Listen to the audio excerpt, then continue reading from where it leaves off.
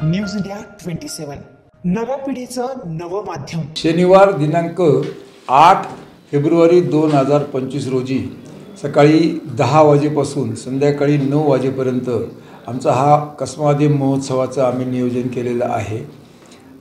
सकाळी 10 ते 11 या 1 तासात आम्ही जे ह्या कसमादेचे परिसरातील निवडून आलेले जनप्रतिनिधी आहेत, मग त्याच्यात खासदार शोभाताई बच्चाव असतील, त्याचप्रमाणे आमदार सीमाताई हिरे असतील, तसेच आमदार डॉक्टर राहुल आहेर आहेत, त्याचप्रमाणे मराठा विद्याप्रसार समाजाचे सरचिटणीस श्रीयुत ॲडव्होकेट नितीन भाऊ ठाकरे आहेत आणि विशेष पोलीस महासंचालक प्रतापराव दिघावकर साहेब, हे सगळ्यांच्या उपस्थितीमध्ये हा 1 तासाचा उद्घाटनाचा कार्यक्रम आम्ही नियोजित केलेला आहे।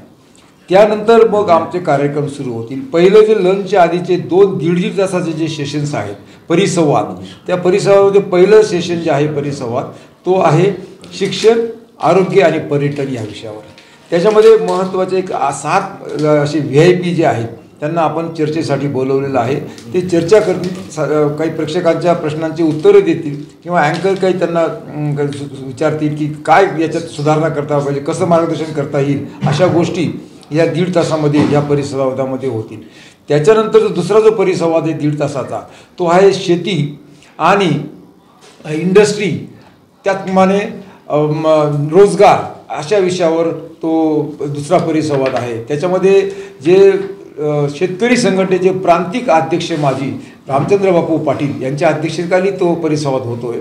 त्याच्यामध्ये मग जे प्रगत असे बागायतदार आहेत शेतीमध्ये, उदाहरणार्थ खंडू शेवाळे नावाचे एक आमचे बागायतदार आहेत, त्यांनी 100 एकर शेती स्वतःच्या कष्टाने विकसित करून 70 एकर द्राक्षे स्वतः त्यांनी आता ते कित्येक वर्षापासून काढतायत ते, आणि अत्यंत चांगल्या पद्धतीचं त्याचं एक्सपोर्ट वगैरे असतं।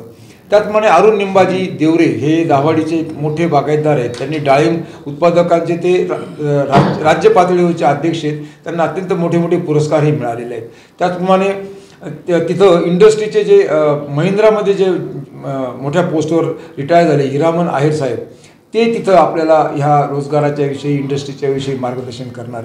अशा हे 1.5 तासाचे 2 सेशन झाले की लंच नंतर मात्र मग आमचा खऱ्या अर्थाने कल्चरल प्रोग्राम सुरू होतील।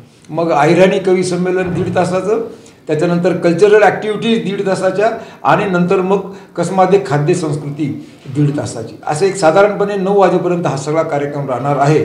आणि मग कसमादेचे जे काही वेगवेगळे खाद्यपदार्थ असतील ते आमच्या ह्या सगळ्या जे येतील प्रेक्षक त्यांनी बाहेर त्या स्टॉलमध्ये जावं आणि ते त्यांचा स्वाद घ्यावा, अशा पद्धतीचं आमचं दिवसभराचं नियोजन आहे। नाशिककरांना एक आमचं ह्या सगळ्या कसमादे उत्कर्ष संस्थेतर्फे एक आव्हान असं आहे की हा काही कार्यक्रम फक्त कसमादेच्या आणि मराठा लोकांना, जरी त्याचं नाव कसमादे मराठा उत्कर्ष संस्था असली तरी हे यांच्यासाठीच नाही, हे सर्व नाशिककरांसाठी ओपन आहे। सगळ्यांनी याचा फायदा घ्यावा या महोत्सवाचा। त्याच्यामध्ये मार्गदर्शन मिळाले, त्याच्यामध्ये सांस्कृतिक कार्यक्रमांचं त्यांना एंटरटेनमेंट होणारे, अहिराणी कवी संमेलन त्यांचं सगळं बघू शकतात। त्यामुळे त्यांना असं काही, आणि खानदेश कसमादेचे जे खाद्यपदार्थ आहे ते इथं कुठे मिळतात चांगले, त्याच्यामुळे तिथं त्यांच्या स्टॉलमध्ये त्यांनी यावं नाशिककरांनी, irrespective of region or caste, सगळ्यांनी यावं आणि ह्या सगळ्या महोत्सवाचा आनंद घ्यावा।